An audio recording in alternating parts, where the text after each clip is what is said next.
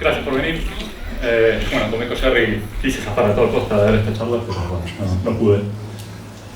Lo que les vengo a contar es que, bueno, como dijo él, yo organizo eventos TEDx, tengo 3 sin ver y viene el cuarto en un par de meses.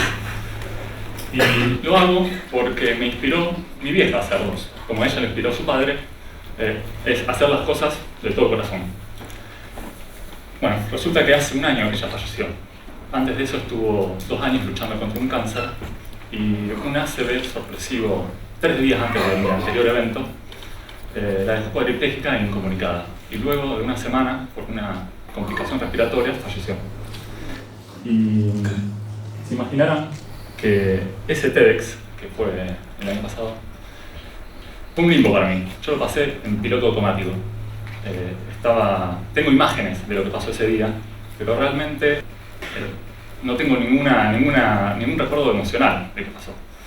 Y resulta que había una persona ese día encargada de filmar todo lo que pasaba y de hacer un video resumen.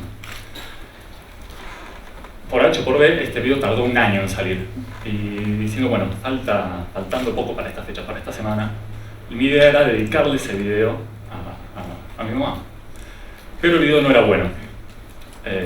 No transmitía ningún mensaje, había sido hecho a las apuradas y era como una gran mezcla al azar de escenas de lo que había pasado ese día que no servía para comunicar lo que quería comunicar el evento. Por un lado,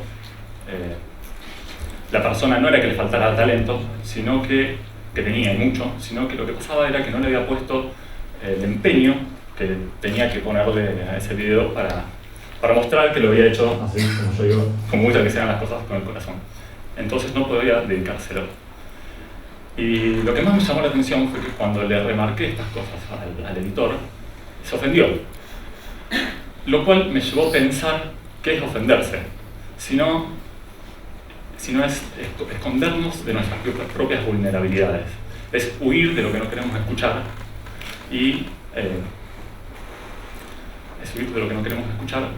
y encontrar excusas para no hacer las cosas como tenemos que hacerlas.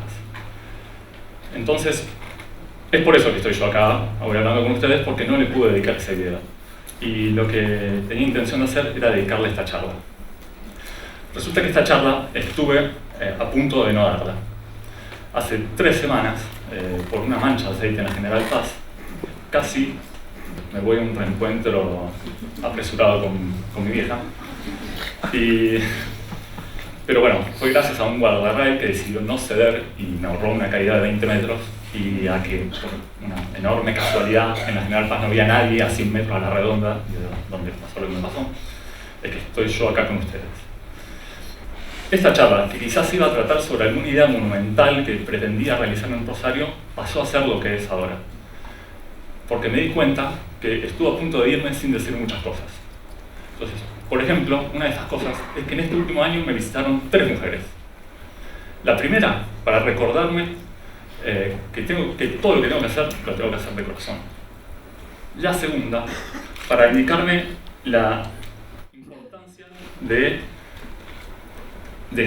permitirme mostrarme vulnerable ante las personas y cuál es la íntima relación que existe entre esta vulnerabilidad y el hacer las cosas de corazón. La tercera persona, que junto con ustedes ahora era la única persona que me escuchó en la faz de la tierra hablar de mis sentimientos, me enseñó que para hacer las cosas bien tengo que aprender a confiar. Confiar en mi propia sensibilidad, confiar en las personas que tienen sus propios problemas y sus propios temores, y confiar en las circunstancias, que a veces parecen que se complotan en contra de uno para que las cosas no salgan como pensamos, pero que en realidad dependen del empeño que ponemos en realizar nuestras pasiones y de cómo usamos esa sensibilidad para entender a otras personas y ayudarnos, apoyarnos mutuamente. Después de todo, ¿qué es confiar? Confiar es no ofenderse. Confiar es permitirse dar, es no ofenderte, es permitirte dar lo mejor de vos mismo Porque esa es la única forma en la cual no van a tener ningún arrepentimiento y van a poder dejar, cuando llegue ahora, este mundo mejor de como lo encontraron. Muchas gracias.